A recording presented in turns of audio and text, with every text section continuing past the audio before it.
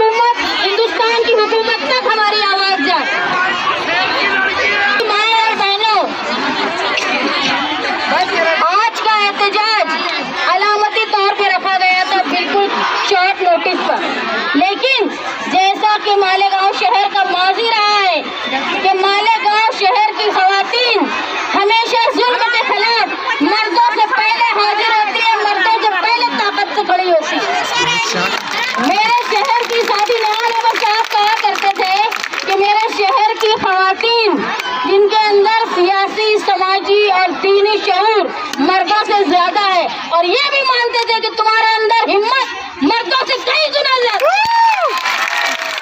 हमेशा एनआरसी से लेकर आज तक अगर मालेगांव शहर में क्या मणिपुर में भी जुल्म हुआ तो मालेगांव शहर की खवातीन ने सड़कों पे आके अपना एहतजाज दर्ज करवाया। मालेगांव शहर में एक इंतहाई खौफनाक, दर्दनाक वाकया पेश आया। मोहम्मद कैफ का गुमशुदा होना और उसके बाद उसकी लाश का मिलना, ये मालेगांव शहर की तारीख का एक सियाह वाकया है।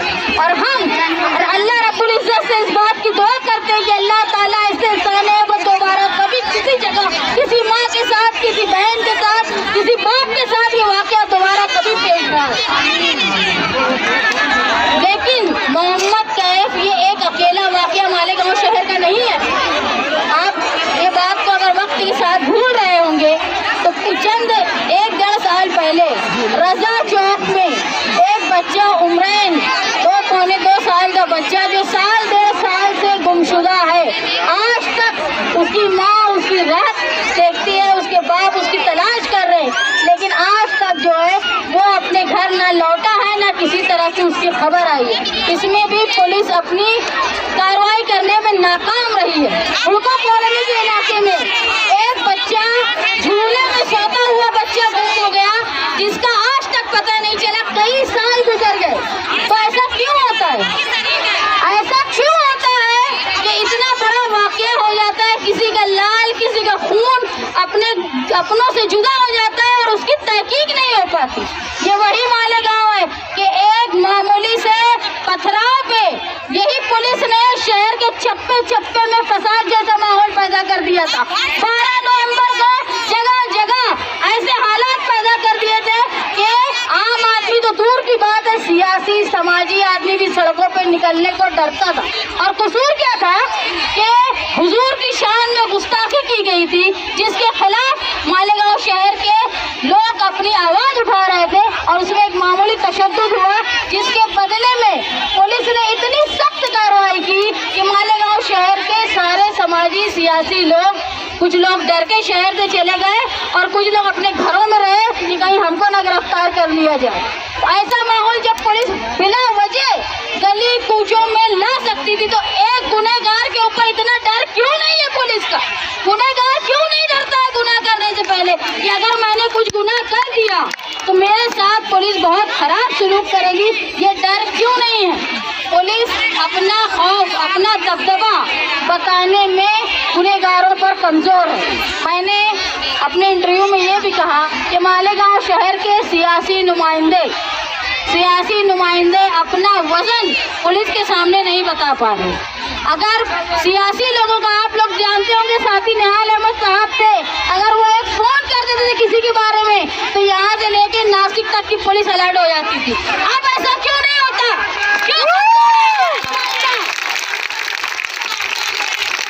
हम क्यों कमजोर है? हमारी सियासी ताकत क्यों कमजोर है? क्या वो ख्वाब खरगोश में है? अगर मोहम्मद कैफ किसी का बच्चा था तो इसका एहसास सियासी लोगों को क्यों नहीं है? जब तक उनके बच्चों की बारी नहीं आएगी, क्या वो एहसास नहीं करेंगे?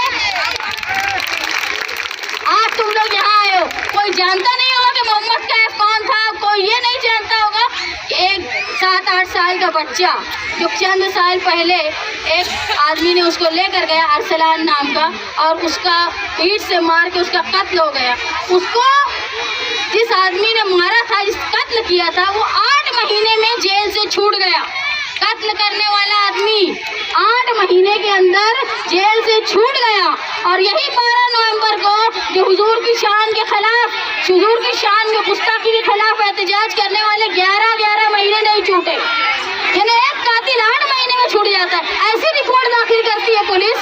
ऐसा केस बनाती है कि कातिल छूट जाते हैं लेकिन एहतजाज करने वाले नहीं छूटते। ऐसी कमजोरी क्यों करती है पुलिस? पुलिस को परवाह नहीं है कि अगर वो किसी को गिरफ्तार करती है तो उसके खिलाफ उसको इतना सख्त केस बनाना चाहिए कि वो सालों तक छूट ना पाए। आज आप लोग यहाँ आए हो, हमारी मांग ये है कि मालेगांव शहर में आज तक जितने भी बच्चे गुमशुदा हुए हैं उनकी जल्द अज जल्द मालूमात होना चाहिए, वो बाहिफाजत अपने घर पहुंचना चाहिए। ऐसा इत्मीनान पुलिस ने हम लोगों को देना चाहिए। जैसे औरतों की हिफाजत के लिए दामनी पथक मालेगांव में चलता है, एक लेडीज पुलिस होती है, लेडीज पुलिस की गाड़ी होती है जो औरतों की हिफाजत की बात करते हुए एक अलग महकमा है। ऐसे ही बच्चों की हिफाजत के लिए अलग महकमा होना चाहिए। सिर्फ हमारी जिम्मेदारी नहीं है कि व्हाट्सएप पे चला के गुमशुदा बच्चों को तलाश करें, ये पुलिस की भी जिम्मेदारी है कि बच्चा क्यों नहीं आ रहा है, अभी क्यों नहीं। वो ये ऐसा हो गया है कि सोशल वर्कर के भरोसे हो गई है पुलिस कि आप ही बच्चा घूमेगा और सोशल वर्कर ढूंढ के लाएंगे। मैं ये बोलती हूँ कि सोशल वर्कर सब जिम्मेदारी अपने पर मत ले। तुम अपने ऊपर जिम्मेदारी लेने से पुलिस को जो है वो इस तरह का बेखबर कर दिया कि उनको कोई परवाह नहीं है, आप ही सोशल वर्कर ढूंढेंगे।